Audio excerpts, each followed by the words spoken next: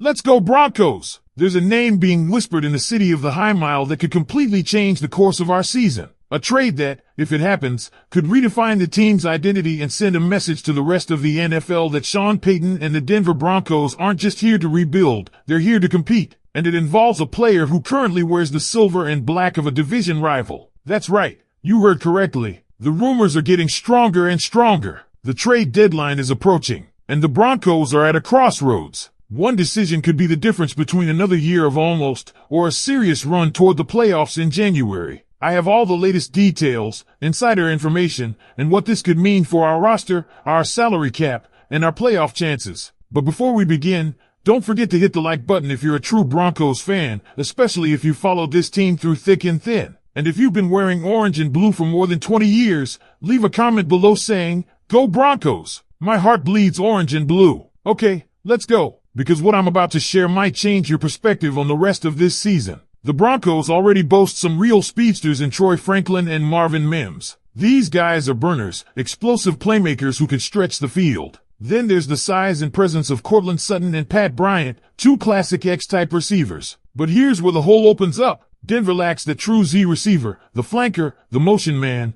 the guy who brings versatility and finesse to the passing game. That's the exact role Jerry Jeudy was supposed to dominate in. While moving on from Jeudy was the right call for various reasons, it left a significant gap in the offensive structure. Now, here's where things get spicy. NFL insider Jeremy Fowler dropped a nugget that should have every Broncos fan sitting up. Jacoby Myers of the Las Vegas Raiders is reportedly on the radar for Denver. Yes, you heard that right, potentially doing business with a division rival. Crazy? Maybe. But let's not forget, there are some wild front offices out there. And while Pete Carroll might bring a steadying presence to the Raiders' leadership, there's still a sense that Las Vegas might entertain an offer if it's sweet enough. Jacoby Myers is no small-time option either. This season, he's got 29 receptions for 329 yards, and he's been working predominantly out of the slot, 213 snaps there, compared to 137 out wide. That kind of flexibility is exactly what Denver's receiver room is missing. And here's the kicker. He's already played the Z role in his career. This wouldn't just be a plug-in, it'd be a genuine solution. Financially, the move isn't impossible either, though it's tight. Myers carries a $14.968 million cap hit, but if Denver pulls the trigger, they'd likely look at a 2-year extension. Why? Because once Russell Wilson's dead money is off the books, there's space to maneuver. Extend Myers through 2027, convert those void years into actual years, drop a signing bonus to smooth out the cap hit, and boom, you've got a viable addition without torpedoing your cap situation. But what's the price tag? That's where the debate gets heated. The Raiders aren't going to just hand him over, especially not to a division rival. Fowler suggests it would take more than just a swap of day 3 picks. Think third rounder or better. That's steep for a team still rebuilding in many areas. And frankly, the Broncos may not be in the mood to spend that kind of draft capital on a position where they've already been investing in youth. The logic is clear. Denver just moved on from Devin Vele, a move that shows confidence in their young receiver core. So why would they now turn around and burn a draft pick to add another receiver? It's a fair question, and that's probably why, despite all the smoke around Jacoby Myers, the smart money says the Broncos might stand pat. Sean Payton and his staff appear to be banking on development from within, building chemistry with what they have, and staying the course, at least at wide receiver. Because if the Broncos do decide to go after Jacoby Myers, it's not just about filling a hole, it's a statement. A message to the locker room, the fan base, and the rest of the AFC West that this team is not settling. They're not sitting back waiting for next season. They want to win now. And that mindset, that urgency, might be the exact edge Sean Payton is trying to inject into this young roster. Let's talk fit. Myers has always been a technician. He's not going to torch defenses for 70-yard bombs every week, but that's not what Denver needs from a Z receiver right now. What they need is someone who can move the chains, operate in space, and take pressure off guys like Courtland Sutton and Troy Franklin. Someone who understands timing, zone coverage, spacing, elements that are critical in Sean Payton's offensive scheme. Myers fits that mold perfectly. You put him in motion,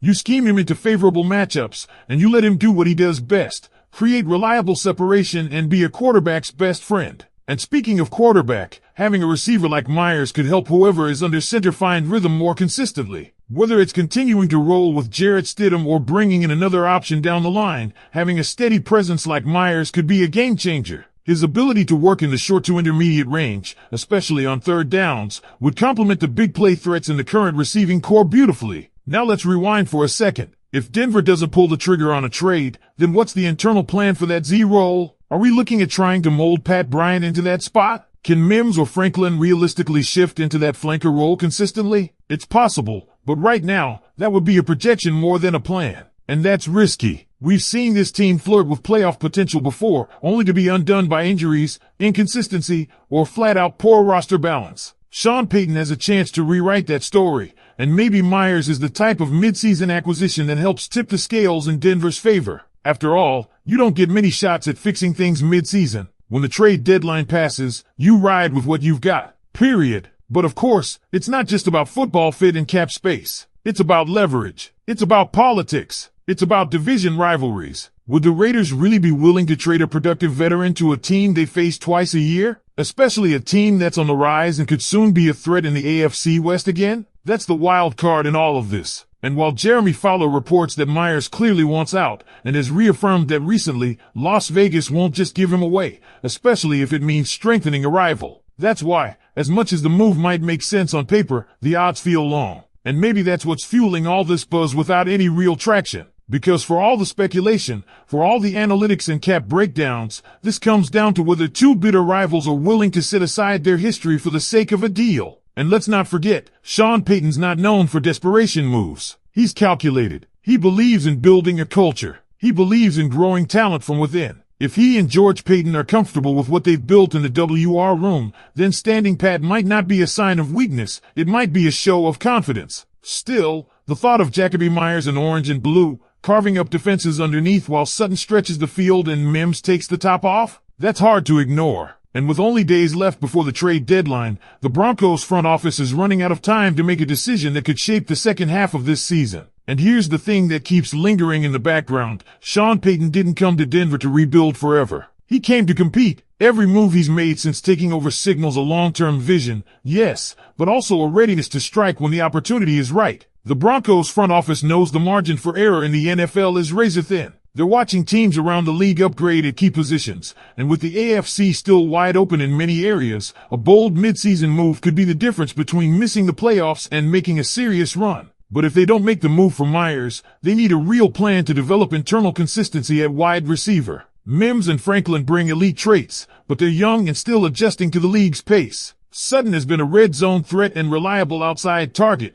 but he needs support in the short game. Pat Bryant might eventually grow into a versatile piece, but he's still very much a developmental player. This is exactly why the front office must weigh the true cost of waiting. Another slow start out of the bye week, another offensive dud, and suddenly you're looking at another season slipping away. Could they revisit Jacoby Myers in the offseason? Maybe, but the price might go up, or the need might disappear altogether if another team grabs him now, builds chemistry, and never looks back. Meanwhile, Rashid Shaheed's name is gaining quiet momentum behind the scenes. His speed and special teams value make him an intriguing target, and if Denver's looking for a more budget-conscious option who still fits the system, he may be the smarter target. But again, it all comes down to timing, leverage, and how aggressive the Broncos want to be before that deadline hits. It's a gamble either way, but standing still is a decision too, and one that could define this season. So Broncos country, I'll ask again, what would you do? Trade for Jacoby Myers, take a swing, and try to boost this offense into playoff contention? Or stay the course and trust in the youth movement? Let me know below. Go Broncos!